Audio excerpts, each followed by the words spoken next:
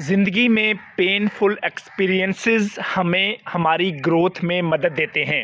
Ladies and gentleman, for example अगर किसी शख्स को हार्ट अटैक हो जाता है और उसके बाद वो जाग जाता है और अच्छी चॉइसेस लेना शुरू कर देता है अपनी फूड से रिलेटेड और अपनी एक्सरसाइज से रिलेटेड, तो वो एक लंबे अरसे तक हेल्दी और शानदार ज़िंदगी जी सकता है। वो जो पेनफुल एक्सपीरियंस बना हार्ट अटैक की सूरत में, उस वजह से उसने अच्छी चॉइसेस नहीं लेनी, बल्कि जैसे ही ऐसी सिचुएशन आती है जिसके अंदर कोई सेटबैक आता है, चैलेंज आता है, पेनफुल एक्सपीरियंस आता है, उसको हम रिस्पॉन्ड कैसे करते हैं, उसके बदले जो चीज़ आती है वो ग्रो कर जाती है, वो बेहतरी की तरफ चली जाती है। लेकिन बाज़ लोग ऐसे भी होते हैं जिनको हार्ट अटैक्स आते रहते हैं और उसके बाद वो सोचते हैं अच्छा थोड़ी सी ज़िंदगी है, रज के खा लें, रज के जी लें, ज़िंदगी तो ख़त्म हो जानी है। वो अच्छी चॉइसेस नहीं ले पाते। लिहाजा ज़िंदगी के अंदर जब भी पेनफुल एक्सपीरियंस आए उससे लर्न करें और अपने आप को बेहतर करें।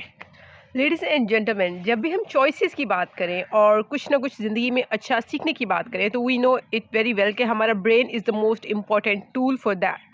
लेकिन मैनी टाइम्स आपने देखा होगा कि लोग इतना अच्छा परफॉर्म नहीं करते। लोग ज़्यादा गुड लुकिंग के लिए रिलाई कर रहे होते हैं अपने कपड़ों पे, अपने मेकअप पे और कॉस्मेटिक्स पे। तो रिसर्च इसके बारे में क्या कहती है? रिसर्च ये बात साबित करती है कि वो लोग जिनका ब्रेन ज़्यादा अच्छा होता है वो ज़्यादा गुड लुकिंग होते हैं, बजाय उन लोगों के कि जो सिर्फ अपने कपड़ों और कॉस्मेटिक्स के ऊपर फोकस करते हैं। It is your brain which makes you attractive for other people and for long time. लेकिन मार्केटिंग वाले ये बात आपको समझ में नहीं आने देते। वो आपको ईजी और शॉर्टकट्स बताते हैं कि आप ऐसी चीज़ें करें तो आप लोगों को अट्रैक्टिव नज़र आएंगे। हमें ये तो पता चल गया कि हम ज़्यादा अट्रैक्टिव तब लगते हैं जब हमारा ब्रेन ज़्यादा अट्रैक्टिव है। तो ऐसी कौन सी माइक्रो हैबिट्स हैं जो कि हमारे ब्रेन की अट्रैक्शन को बढ़ाएं, ब्रेन की ग्रोथ को बढ़ाएं? नंबर वन थिंग, जो कि रमज़ान भी शुरू हो रहा है और बहुत से लोगों को होगा हम रोज़ा रखें हम ना रखें, और इस्लाम ही इसे कह रहा है ना, why to do it. Scientifically it has been proven कि जितनी आप फास्टिंग करते हैं, रमज़ान नहीं है और आप इंटरमिटेंट फास्टिंग कर रहे हैं, आपकी बॉडी के अंदर ऑटोफेजी का प्रोसेस स्टार्ट होता है। ऑटोफेजी इज़ समथिंग कि आप इसे इस तरह समझ लें कि आपके दिमाग में जितना और बॉडी में कूड़ा क्रिकेट है उसकी सफाई होनी होती है। जितना आप फास्टिंग पे जाएंगे उतना आपकी बॉडी के अंदर ऑटोफेजी का प्रोसेस चलेगा और आपका दिमाग उतना बेहतर और क्लियर थॉट्स के ऊपर जा सकता है। Number two, other micro habit is कि सुबह उठते साथ कोई भी काम करने से पहले सोचिए 3 सेकंड्स के लिए, is it good for my brain? अगर मैं आपसे पूछूं कि आप सुबह उठ के ऐसी कौन सी चॉइस है जो आपकी ब्रेन के लिए अच्छी हो, तो perhaps your answer will be मैं सुबह उठ के अच्छे से जूसेस लूँ, बहुत अच्छा किस्म का नाश्ता करूँ।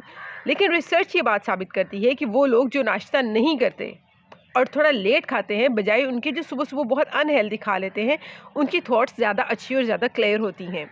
इस वजह से आप पूरे दिन में जब भी नाश्ता करने लगें या कोई भी चॉइस लेने लगें, फॉर एग्जाम्पल आप सुबह उठते अखबार पढ़ने लगे हैं, तो दोबारा खुद से क्वेश्चन कर लीजिए, is it good for my brain? आपका किसी से इख्तलाफ हो गया है और आप हार्श टॉक करने लगे हैं, अगेन क्वेश्चन योरसेल्फ, क्या ये मेरे ब्रेन के लिए अच्छा है? तो ये एक छोटा सा क्वेश्चन कि क्या ये मेरे ब्रेन के लिए अच्छा है, आपकी ब्रेन की फंक्शनिंग के लिए बहुत बहुत इंपॉर्टेंट है, एज अ ऑर्गन फिजिकली भी, और फिर आउटकम के तौर पे भी ये क्वेश्चन आपको बहुत आगे लेके जाएगा ब्रेन की हेल्थ वाइज। सिमिलरली आप अपनी फूड के अंदर फिश ऑयल यूज़ कर सकते हैं, ओमेगा 3 ऐड कर सकते हैं, क्योंकि आपके न्यूरॉन्स की शीथ अल्टीमेटली ओमेगा 3 ही की बनी होती हैं। लिहाजा ईट क्वालिटी फूड, खुद से अच्छे क्वेश्चंस पूछते रहिए कि क्या मैं जो कर रहा हूँ मेरे ब्रेन को ख़राब तो नहीं कर रहा, क्या ये जो मैं डाटा देख रहा हूँ ब्रेन को ख़राब तो नहीं कर रहा, क्या जो फूड खा रहा हूँ या जूसेस लेने की कोशिश कर रहा हूँ ब्रेन को ख़राब तो नहीं कर रहा।